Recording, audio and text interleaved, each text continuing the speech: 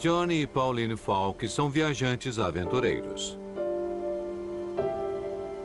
Em 1937, eles embarcam em um clipper da Pan-Americana na Baía de São Francisco.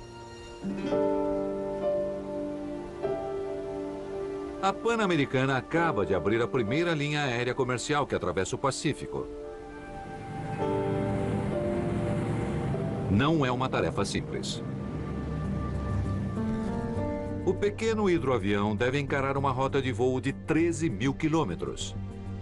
Ele força os limites de seu alcance de voo para viajar entre pequenas ilhas espalhadas pelo grande oceano. Após a decolagem, Pauline escreve em seu diário: O voo é tão suave que quase não se percebe o movimento. Após 19 horas, eles fazem seu primeiro pouso em Pearl Harbor, no Havaí.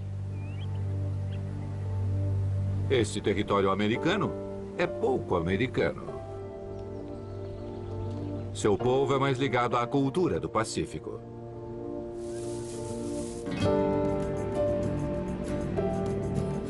Próxima parada, Midway.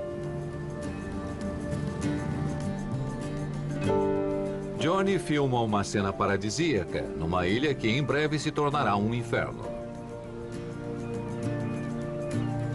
Os albatrozes são lindos brincando nas dunas. Suas filmagens caseiras hoje nos arquivos do Smithsonian são algumas das primeiras imagens coloridas deste remoto posto avançado americano. Em seguida, eles chegam à ilha de Wake. Ela era desabitada até a Pan-Americana transformá-la em um ponto de parada de primeira classe.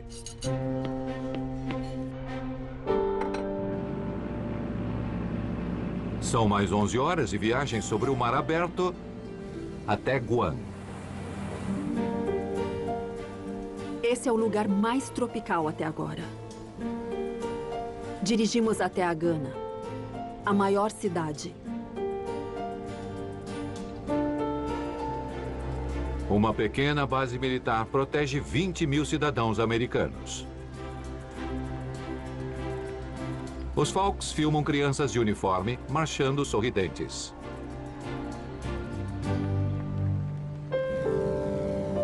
Em sua próxima parada, a estadia vai ser bem mais longa.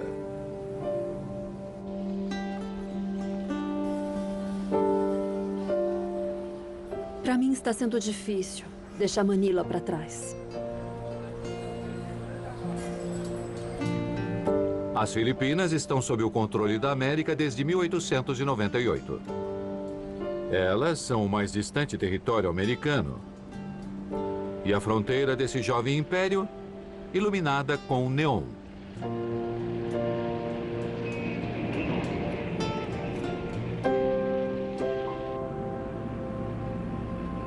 Depois de Manila, os Falks saem do alcance dos Estados Unidos. Nada parece familiar. No porto de Hong Kong, as velas dos barcos parecem conchas. Na China, os barcos são mais simples.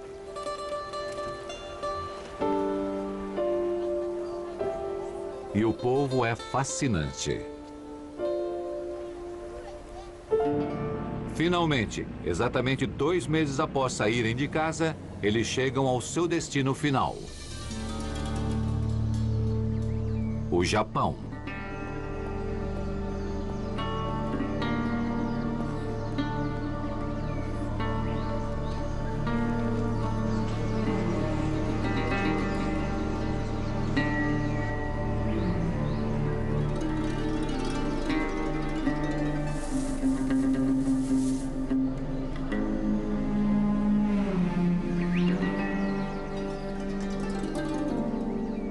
A viagem de Johnny e Pauline é notável.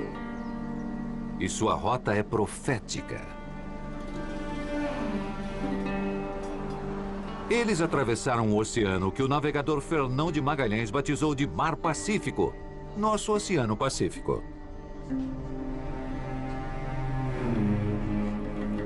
Mas as ondas da guerra logo vão apagar os passos dos Falks e substituir as cenas de paz por cenas de uma tragédia que, por enquanto, ninguém pode imaginar.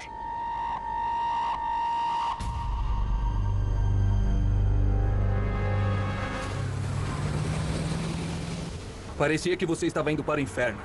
E você estava.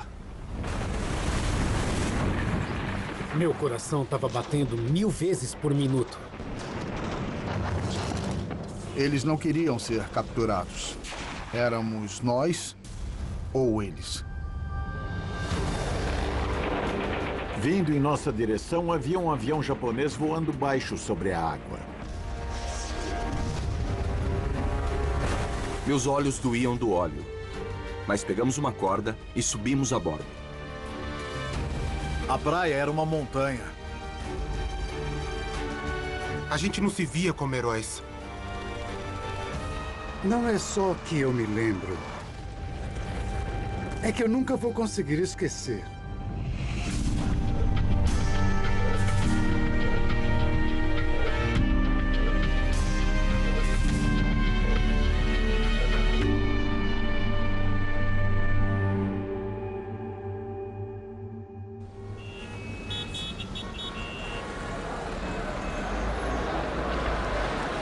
Filadélfia, 1939. Vozes animadas tomam conta do estádio municipal. Uma banda militar aquece a multidão nesse dia frio de dezembro.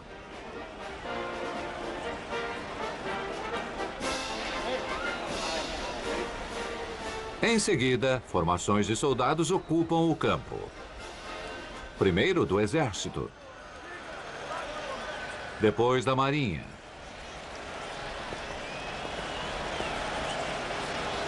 Quando o campo se esvazia, a batalha começa.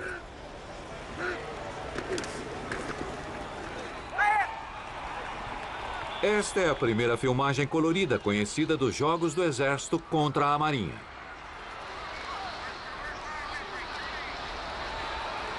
O coronel Wilbur Duncan está filmando na arquibancada.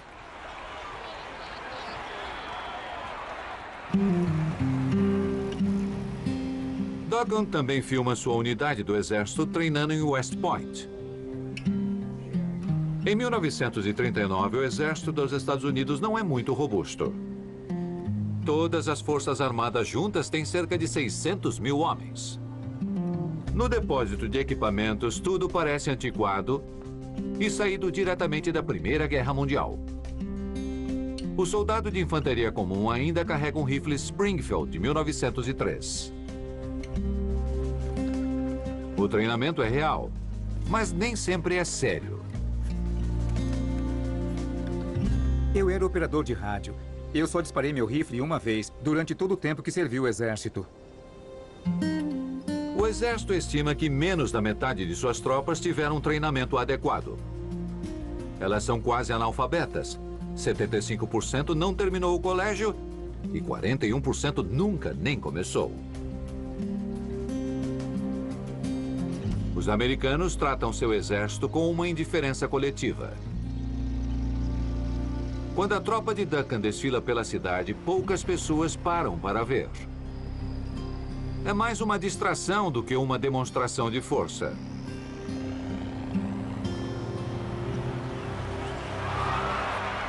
Duncan registra tudo em filmes coloridos. Uma invenção recente feita para fãs do cinema caseiro e para cinegrafistas de combate. Eu carregava 2 câmeras manuais. Estávamos deitados na praia vendo aquilo.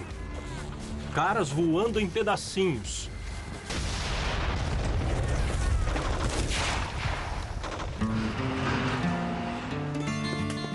Nos anos 30, os Estados Unidos são uma sociedade fragmentada.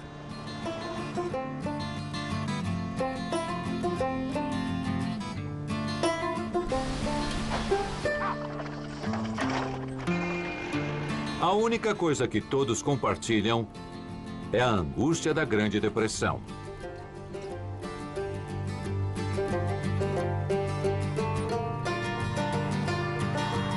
Alguns dos futuros soldados dos Estados Unidos ainda são crianças.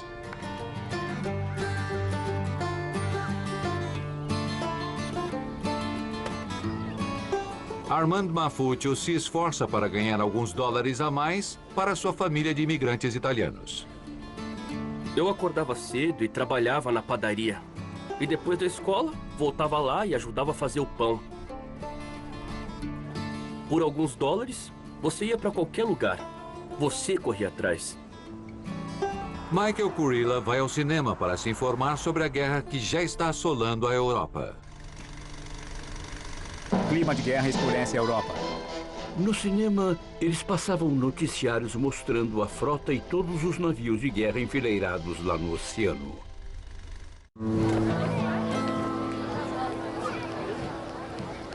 Em 1940, os americanos reelegem o presidente Franklin Roosevelt, confiando em sua promessa de manter o país fora da guerra. Muitos acham que os Estados Unidos devem resolver seus próprios problemas primeiro. Meu pai estava desempregado. Muitas vezes não sabíamos como iríamos conseguir nossa próxima refeição. A maioria da população acha que entrar na guerra vai ser ruim para a economia. 2/3 dela acham que isso vai piorar a vida da próxima geração. Os Estados Unidos estão voltados para si mesmos. A maioria da população vive suas vidas sem ir muito além do que suas necessidades imediatas exigem. Mas em poucos meses, alguns vão ir muito mais longe do que jamais sonharam.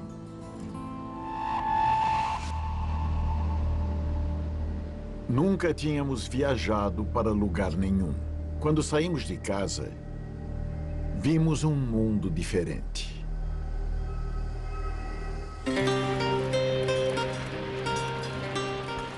Xangai, China.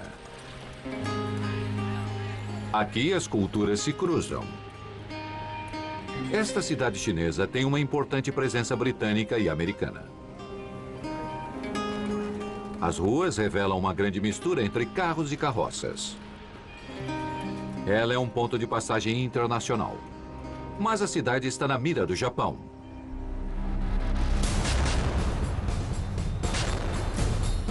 Em 1937, eles a invadem. Suas próprias filmagens mostram partes de Xangai desmoronando durante o ataque.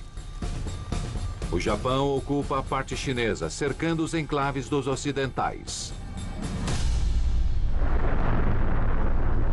Em seguida, o Japão invade mais uma cidade. Eles derrotam as forças chinesas em poucos dias e massacram quase 300 mil de seus habitantes. O evento passa a ser conhecido como Massacre de Nanquim. Os chineses tentam seguir suas vidas em meio aos escombros. Mas a lembrança dos horrores continua viva.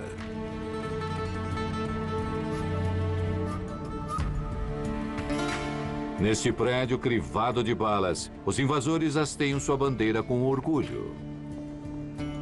Os soldados japoneses sinalizam a presença de um novo império. Os Estados Unidos se perguntam se as ambições do Japão param por aqui, ou se estendem para seus próprios territórios na região. O sinal de alerta disparou em Manila. Nós começamos a perceber que a situação ia ficar complicada.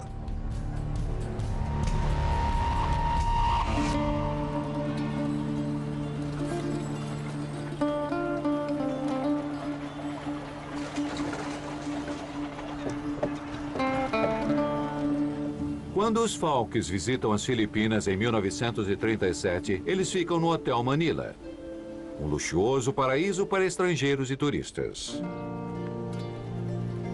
Enquanto Pauline aprecia a brisa quente que entra pela janela do hotel, uma outra família está morando na cobertura do mesmo prédio. O pequeno Arthur, sua mãe Jean e seu pai Douglas. Estas são filmagens pessoais do general Douglas MacArthur. Ele está aposentado do exército americano e está concluindo sua carreira servindo como conselheiro do governo das Filipinas. Ele supervisiona uma força conjunta de 130 mil soldados filipinos e americanos. Com a proteção adequada, este país irá florescer como um brilhante fruto da democracia. Mas a proteção não é adequada. As tropas filipinas têm pouco treinamento e são mal equipadas. Eles tinham revólveres de 6 disparos. Colts. Eles eram tão velhos que você não achava mais munição para eles. Robert Brown admite que mesmo as tropas americanas não estavam muito melhor. Nós tínhamos granadas de mão da Primeira Guerra Mundial. Você podia puxar os pinos e bater nelas com taco de beisebol, e elas não detonavam. Se começar uma guerra, as Filipinas correm muito perigo. MacArthur se pergunta por que 16 milhões de cidadãos americanos estão pouco protegidos. O aparente desinteresse da parte dos Estados Unidos é incompreensível. Mas se os oficiais do exército estão preocupados com isso, eles não demonstram.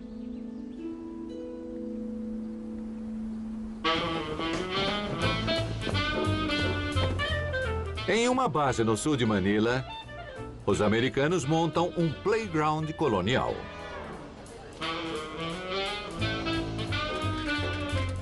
As diversões incluem animadas partidas de polo de bicicleta,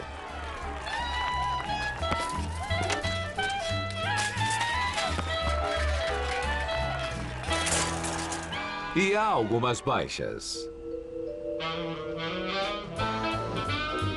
Servir nas Filipinas é quase como tirar férias tropicais. Mas em breve se tornará uma luta pela sobrevivência. Quando eu estava avançando, tomei um tiro na perna. Quando ergui a cabeça, tomei outro tiro. Bem no nariz.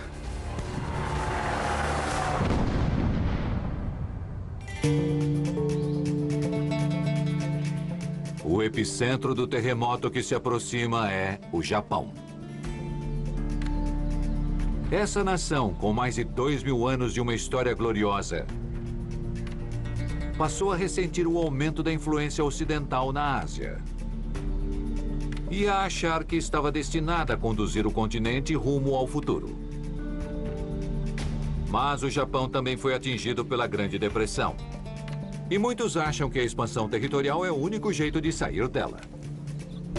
As pessoas estavam atrás de uma solução radical porque eram tempos difíceis. E todos tinham uma visão idealizada da guerra.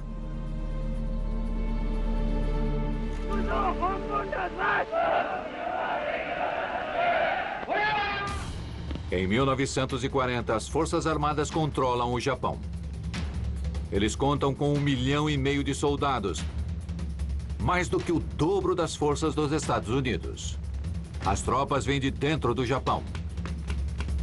Mas as matérias-primas vêm de seu crescente império. Eles não tinham açúcar, então tomaram Formosa. Eles não tinham ferro, então tomaram a Manchúria. Eles não tinham carvão de qualidade nem madeira, então invadiram a China. Eles não tinham segurança, então tomaram a Coreia.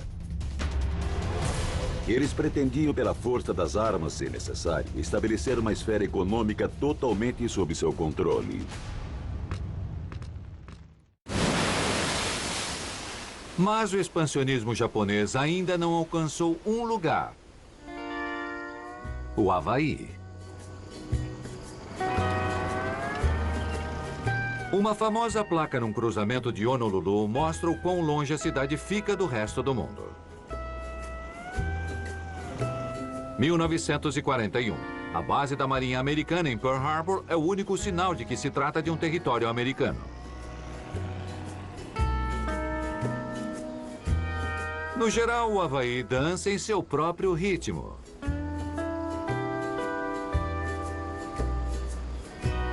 Estas são filmagens de antes da guerra, feitas por Francis Raymond Line, um cineasta viajante. Seu filme a cores se desenrola como uma propaganda turística perfeita. Nós vimos diversos arco-íris. Às vezes, 2 ao mesmo tempo. Nossa câmera se nutriu com cenas de colheita. E do gado sendo carregado com cordas e guindastes até os barcos na costa do Rancho dos Parker. O Havaí tem seu próprio jeito de fazer as coisas. Lá não é um lugar acostumado a convulsões culturais. As mudanças geralmente chegam de barco a remo.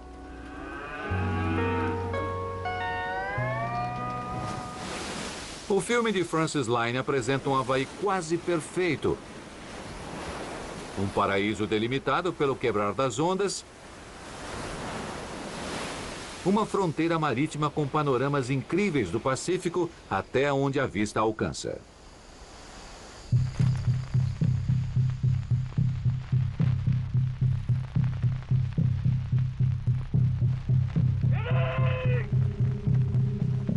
Para além do horizonte do Havaí, câmeras japonesas filmam uma frota cortando em segredo as águas do Pacífico. É 6 de dezembro de 1941. As Forças Armadas Americanas estão em alerta, mas não imaginam o que as aguarda. Neste mesmo dia, uma das tropas não tem granadas de mão com as quais praticar. Ao invés disso, eles arremessam ovos. Além disso, em 6 de dezembro, anúncios nos jornais pedem que os congressistas não envolvam os Estados Unidos na guerra em curso do outro lado do Atlântico. Mas é em outro oceano que as coisas estão prestes a explodir. O sol se põe em uma Pearl Harbor inocente e intocada pela última vez.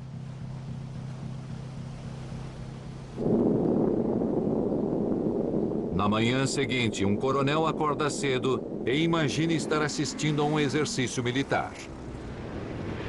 Que manobras mais realistas. Por que será que os marines estão treinando com a marinha tão cedo em um domingo?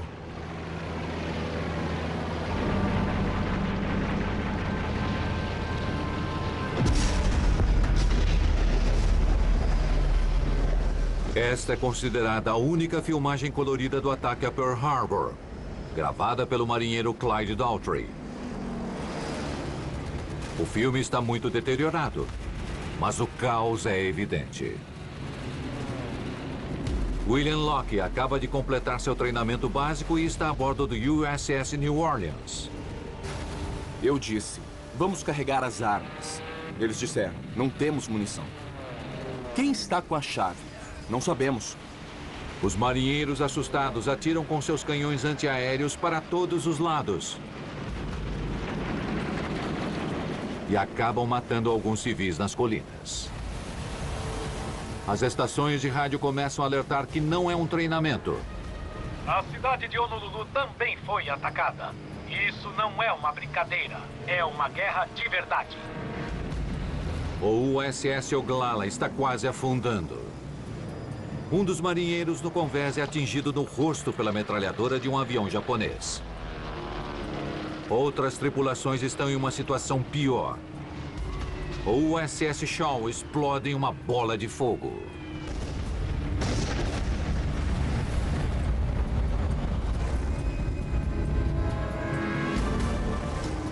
Os rapazes estavam lá dentro da água, no meio de todo aquele óleo. Eles subiam, tiravam o óleo do caminho, respiravam um pouco e mergulhavam de novo. Em 1 hora e 15 minutos, o Japão danifica ou afunda 19 navios e mata 2.400 pessoas. A notícia do ataque se espalha como uma onda de choque. Um clipper da Pan-Americana, repleto de turistas, está voando sobre o Pacífico, que acaba de virar uma zona de guerra. Eles desligam as luzes, fecham as janelas e mudam de rota. Por todo o país, os telefones das Forças Armadas estão tocando. Jack Lent está de serviço em San Diego. Havia um coronel ao telefone e ele disse, encontre seu comandante e diga a ele que Pearl Harbor foi bombardeada. Eu disse, sim senhor, o que é Pearl Harbor? A portas fechadas durante todo o domingo, o presidente Roosevelt prepara um curto discurso em sua cabeça. Ele rejeita os conselhos de fazê-lo ainda hoje. Ao invés disso, Eleanor Roosevelt vai até uma rádio e dá a primeira resposta oficial dos Estados Unidos. Não podemos evitar a ansiedade. Não podemos evitar que o medo surja em nosso coração. Apesar disso, eu tenho esperança de que a certeza quanto ao nosso dever nos fará superar esses medos. Mas o medo toma conta de muitos americanos. A central telefônica do FBI é inundada por ligações denunciando atividades suspeitas de nipo-americanos. Na cidade de Nova York, donos de restaurantes japoneses pedem para seus clientes terminarem suas refeições. Depois, eles fecham suas portas e voltam para suas casas juntos para se protegerem. Em São Francisco, as pessoas denunciam tudo, desde estranhos aviões no céu a homens suspeitos dentro dos bondes. Sirenes tocam sem motivo aparente. Em Seattle, 2.000 pessoas se dirigem até o centro da cidade para fazer cumprir o blackout, o que termina em uma onda de saques. No Havaí, as estações de rádio informam que o arquipélago agora está sob lei marcial e ordenam um blackout total. Desliguem as luzes. Isso vale para todo o território. Desliguem as luzes e não liguem novamente. Não importa o motivo.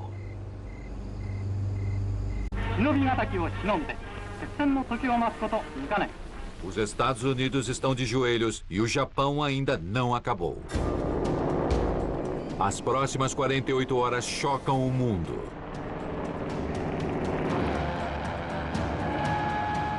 Poucas horas após atacar Pearl Harbor,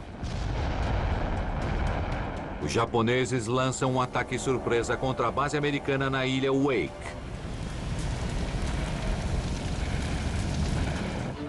Temendo uma invasão por terra, o capitão de um clipper da Pan-Americana coloca 70 civis dentro de seu avião. Muito acima do peso máximo, o avião finalmente decola da água na terceira tentativa. Em seguida, o Japão bombardeia a base militar americana em Guam, que os Falks tinham filmado poucos anos antes. Em 3 dias, eles capturam a ilha e fazem 20.000 cidadãos americanos de prisioneiros. Também no dia 7 de dezembro, o Japão invade as Ilhas Gilbert, uma colônia britânica. Elas também são tomadas em 3 dias. Forças japonesas retornando de Pearl Harbor bombardeiam a ilha de Midway. As baterias antiaéreas os expulsam, mas não antes da base americana ser bombardeada.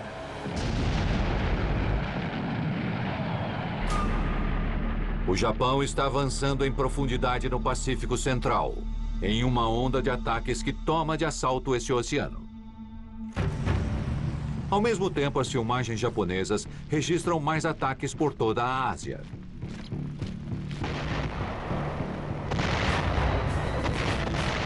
Eles começam a bombardear as Filipinas em 8 de dezembro. No mesmo dia, eles invadem a Tailândia. E em pouco tempo marcham sobre Bangkok. Eles atacam as colônias britânicas de Hong Kong e Singapura. E ocupam o resto de Xangai, invadindo os enclaves americanos e britânicos. Numa pequena base na China, uma companhia de marines dos Estados Unidos está isolada e completamente cercada pelos japoneses. Seus superiores ordenam que eles se entreguem sem lutar. O sargento Robert Smith marcha para a prisão, enquanto os vencedores trocam as bandeiras. Olha o que eles hastearam ali. Parece uma bunda vermelha. Antes que o mundo consiga reagir, o Japão abre caminho no Sudeste Asiático. Eles levam os ventos da guerra para o Pacífico.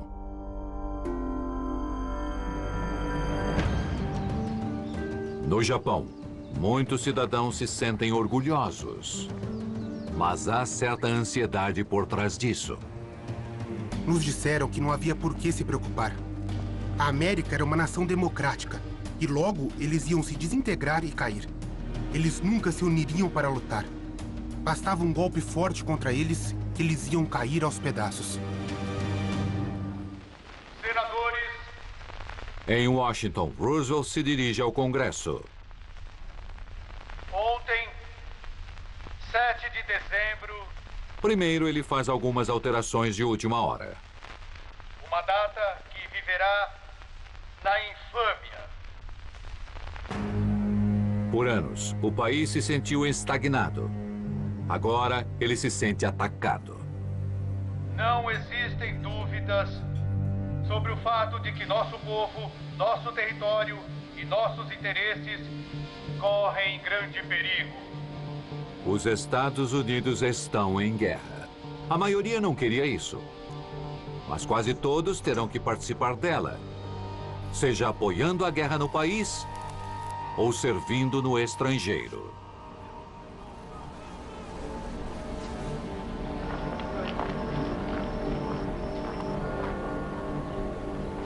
Muitos universitários se alistaram naquele mesmo dia. Eles deixaram cartas com os responsáveis de seus dormitórios e saíram.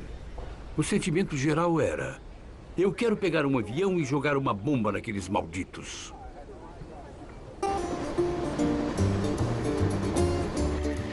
Aquela viagem até a Virgínia Ocidental para fazer o exame de saúde foi a primeira vez na vida em que saí de Ohio. Foi a viagem mais dura que eu já fiz na vida. Nós viajamos por uma estrada de cascalho por mais de 3.000 quilômetros. Parecia que as rodas eram quadradas. Meu exame deve ter durado uns 30 segundos. Abaixei as calças, viram a popa e a proa e verificaram se eu estava respirando. Filho, você está aprovado. Eu não passei porque o cara me entregou um livro e disse: leia os números. Eu só vi pontos. Ele disse: não posso te aprovar, você é daltônico. Eu disse: o que eu tenho que ver aí? Ele disse: 3, 5 e 9. Então, peguei uma carona para Indianápolis. Entrei na fila. Me entregaram o mesmo livro. E eu disse: eu vejo um 3, um 5 e um 9. E disseram: você está aprovado. Arman Mafutio, o garoto que fazia pães durante a Depressão, entra para a Marinha. Seu talento não é desperdiçado. Nós só fazíamos os pães, doces e sobremesas da tripulação. Mas é claro, eram 2.000 marinheiros. Michael Kurilla, que gostava de ver navios de guerra no noticiário, também se alista. Eles nos deram os uniformes e tudo mais. Nos deram os caps. Depois cortaram nosso cabelo. E os caps já não cabiam mais. Tínhamos que segurá-los com as orelhas. A primeira parada é a piscina. Eles tentam boiar, enquanto alguém tenta segurá-los embaixo d'água. Mas águas mais profundas os aguardam, em um lugar inesperado. Estes são os cadetes da Escola de Reserva de Oficiais da Marinha da Universidade Northwestern, em Chicago. Eles são chamados de os Incríveis dos 90 Dias, porque essa era a duração do treinamento no período de guerra. O Lago Michigan não é exatamente o Oceano Pacífico, mas ele vai ter que servir. Eles estudam navegação e a fina arte de esfregar o convés. Rapidamente, eles aprendem o necessário. Finalmente, praticam a dança da operação dos canhões. Agora, eles têm tempo para praticar isso com calma. Mas em breve, isso vai mudar. Eles mergulhavam com tudo em nossa direção. E passavam muito perto.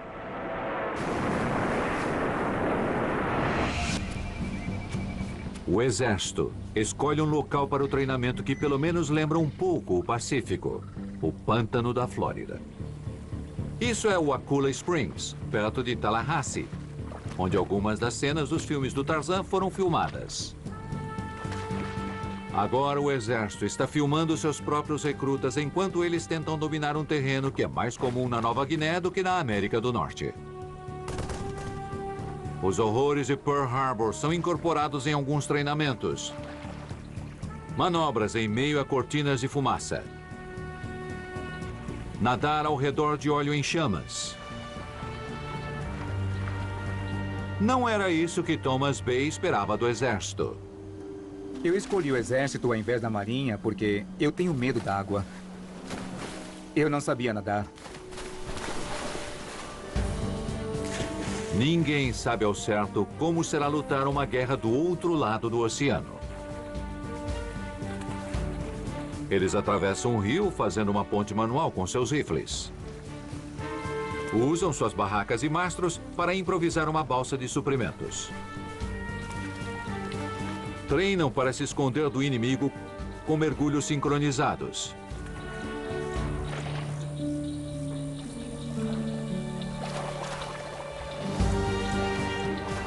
E como era de se esperar, eles explodem coisas. Equipes de demolição submarina treinam para abrir o caminho para um novo tipo de barco. Esse é um dos primeiros modelos de veículos anfíbio, o Duck, da General Motors. Dirigir através da água é uma novidade que em breve se tornará uma necessidade. Foi como pisar num ninho de marimbondos.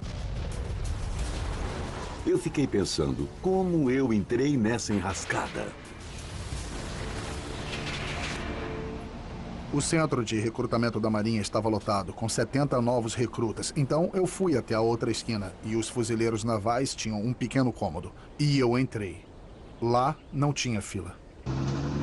A primeira coisa que ouvimos quando o ônibus passou pelo portão naquela manhã foi: vão se arrepender. Antes da guerra, o Corpo de Fuzileiros Navais estava perdendo sua importância. Achavam que deviam ser incorporados pelo Exército. Era uma força que não tinha mais um propósito. E era ridicularizada como um abrigo para os rejeitados da Marinha. As 3 primeiras semanas foram terríveis. Eles insistiam em nos ensinar como andar. E eu achava que nós já sabíamos isso. O Corpo de Fuzileiros Navais quer se livrar de sua reputação de força militar irrelevante. Ao invés dos mais fracos, eles querem se tornar os mais durões. Todo Marine, antes de ser qualquer coisa, era da infantaria. Você podia ser piloto de tanque, motorista, cozinheiro. Não importava o que você fazia. Antes de mais nada, você era da infantaria. Eles vão usar seus rifles como parte de uma nova tática. A invasão anfíbia. O Corpo de Fuzileiros adotou essa doutrina só 6 anos antes, com a publicação do livro Guia Experimental para Operações de Desembarque. Agora é hora de colocá-la em prática. A doutrina precisava de uma guerra. E a guerra chegou. Bem quando ela estava terminando de ser elaborada. O treinamento de invasão a uma praia na Carolina do Norte é desajeitado. Esta porta frontal é em terra. E os marines têm que pular pelos lados do barco. Alguns especialistas consideram o conceito dessa doutrina totalmente absurdo. Não fazíamos a menor ideia de como íamos usar esse tipo de treinamento. Em 1940, há menos de 30 mil marines na ativa no total.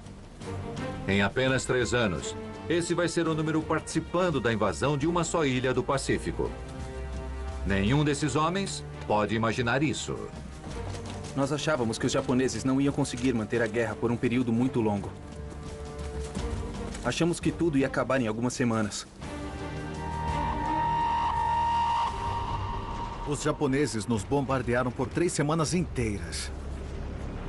Nós não conseguíamos avançar nem 2 metros por dia.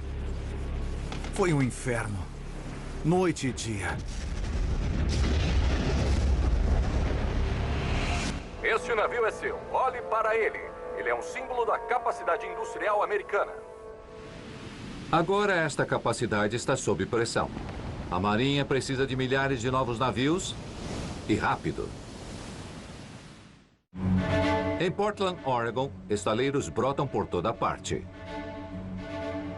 Um dono de indústrias, Harry Kaiser, é dono de 3 deles. Esta é uma filmagem do próprio Kaiser de suas fábricas em Portland.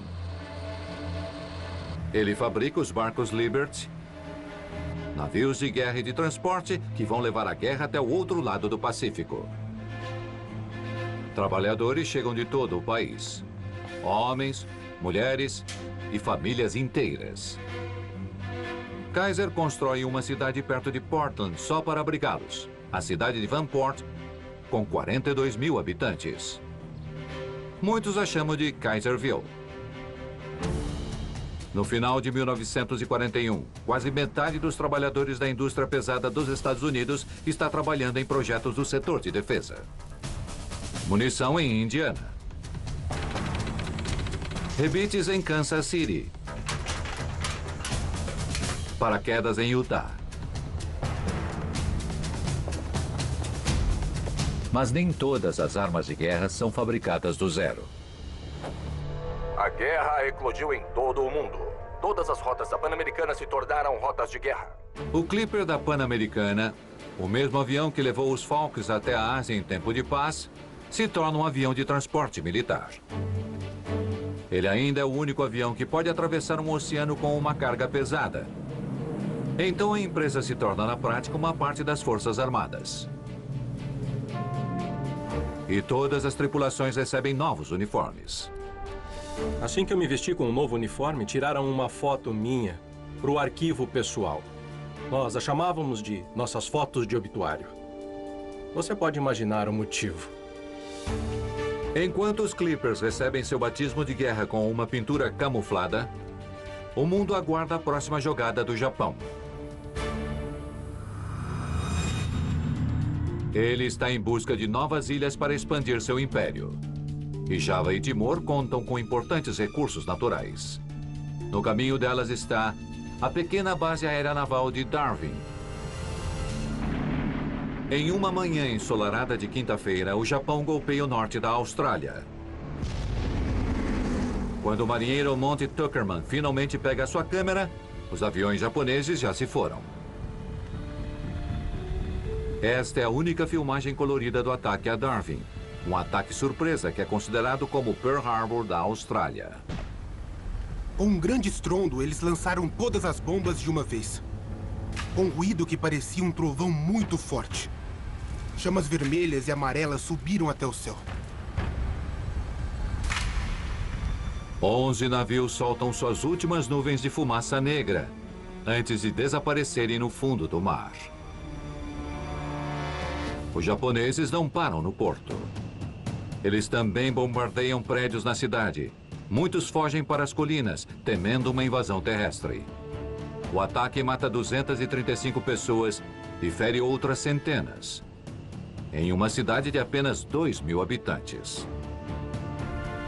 As nuvens da guerra agora se espalham por uma Austrália preocupada, uma nação perigosamente próxima de um império expansionista e imprevisível.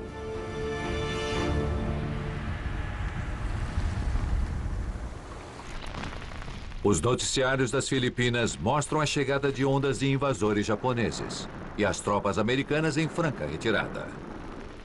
Eles deram uma lata para cada um de nós. Eu recebi uma de cerejas e disseram, se dispersem. Sabe, nós simplesmente dispersamos. Nós não fazíamos ideia do que estávamos fazendo. Não há nenhuma filmagem em cores da luta brutal pelas Filipinas. Isolados na península de Bataan, os americanos contam com pouca comida e com nenhum reforço. MacArthur resiste em Corregidor. As filmagens dos japoneses mostram sua superioridade esmagadora. Em pouco tempo, eles estão comemorando em Manila.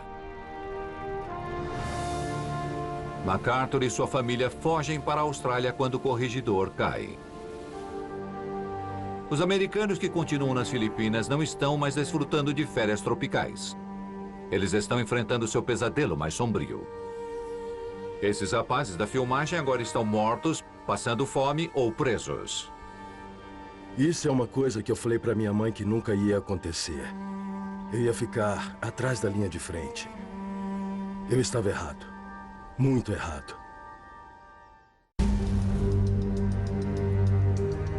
O Japão lançou um feroz ataque em diversas frentes, tanto em terra como em mar, e em várias direções. E os Estados Unidos ainda estão finalizando seu organograma de guerra. Roosevelt põe o sudeste do Pacífico nas mãos do general MacArthur. E ele já está olhando para as Filipinas com vingança nos olhos. O vasto mar aberto do Pacífico Central ficará sob o comando do almirante da Marinha, Chester Nimitz. Os dois homens não poderiam ser mais diferentes. Nimitz é um homem tranquilo, que lidera dando o exemplo, odeia chamar a atenção e despreza pessoas de relações públicas que sugerem que ele seja mais espalhafatoso. Ao contrário, MacArthur é um homem de grandes declarações, gestos grandiosos e que ama qualquer equipamento de gravação que possa registrá-los. Esses dois comandantes do Exército e da Marinha agora estão responsáveis pela Guerra do Pacífico. Assim como no jogo do Exército contra a Marinha, haverá momentos de camaradagem e também de competição. Mas é o chefe deles que fará a primeira jogada.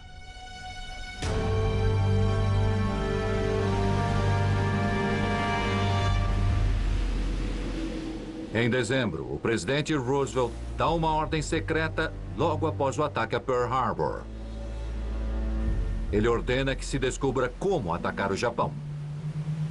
São precisos 4 meses para pensar em um plano. A distância é enorme. E a tecnologia é insuficiente. Mas o plano que eles elaboram é parte valentia, parte desespero. Navios atravessam o Pacífico em silêncio de rádio. Assim como os japoneses fizeram antes de seu primeiro ataque. Os porta-aviões americanos ainda não são muito avançados. Este aqui é para lançar aviões de reconhecimento com uma catapulta. Para bombardear o Japão, eles vão precisar lançar um avião maior deste deck. Um B-25. Isso nunca foi tentado. Nós nunca tínhamos decolado de um porta-aviões. Fiquei pensando, será que eu consigo sair de dentro desse avião se ele cair do convés de voo? O piloto de bombardeiro Herbie Machia resvala nas ondas e consegue decolar por um triz. Não há como voltar. O convés é pequeno demais para uma aterrissagem. 16 aviões partem para o Japão. Com mais coragem do que bom senso. Ele fica conhecido como o Ataque do Little, em homenagem ao coronel que o comanda. Não há nenhuma filmagem do ataque em si. Algumas das bombas atingem Tóquio, mas o dano é mínimo. A maioria dos aviões fazem aterrissagens de emergência na China. Se comparado a Pearl Harbor, é um ataque pequeno. Mas os Estados Unidos não se importam. Little e seus valentes homens tiraram a tranquilidade dos senhores da guerra japoneses. Vencer a Guerra do Pacífico vai exigir muito mais do que algumas bombas. Serão precisas armas ainda não inventadas. Técnicas ainda não testadas. E sangue ainda não derramado. Por enquanto, os combatentes continuam separados por um oceano. Mas em breve, A Guerra do Pacífico irá muito além de alguns ataques surpresas através do oceano. Logo, os adversários vão se chocar com violência e os jovens soldados vão se enfrentar cara a cara em combates brutais. Eu estava morrendo de medo, como se tivesse gelo nas veias. E eu só conseguia continuar andando, porque o resto dos rapazes foi avançando. Eu fico feliz de pensar que eu vou morrer como um verdadeiro samurai. Agora eu me sinto como um guerreiro de verdade. O que está em jogo é muito claro. Vencer e controlar 1/3 do planeta. Ou perder e desaparecer nos escombros.